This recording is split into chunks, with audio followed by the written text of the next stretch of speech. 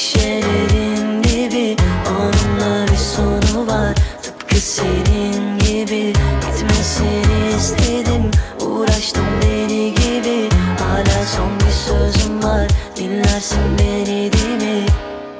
Gitme buradan, sen olmadan ben asla yaşayamam.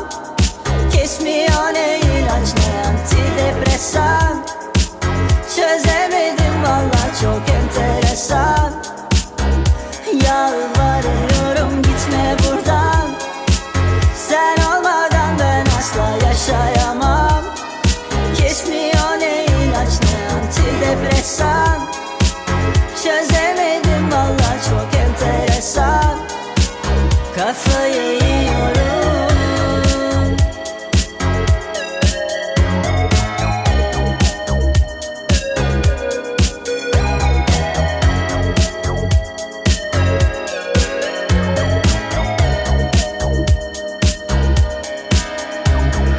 Her türlü yaşanır, bensiz de iyi biliyorsun.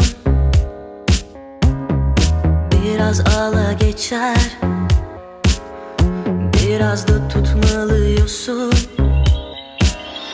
En yakın dostum şişelerin dibi. Onunla bir sonu var, tıpkı senin gibi. Gitmesini istedim, uğraştım deli gibi. Hala son bir sözüm var, dinlersin beni değil mi? Gitme buradan, sen olmadan ben asla yaşayamam. Kesmiyor ne ilaç ne antidepresan. Çözemedim vallahi, çok enteresan.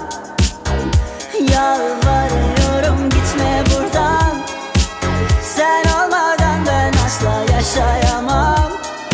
Kesmiyor ne ilaç ne antidepresan. Çözemedim vallahi, çok enteresan. Kafayı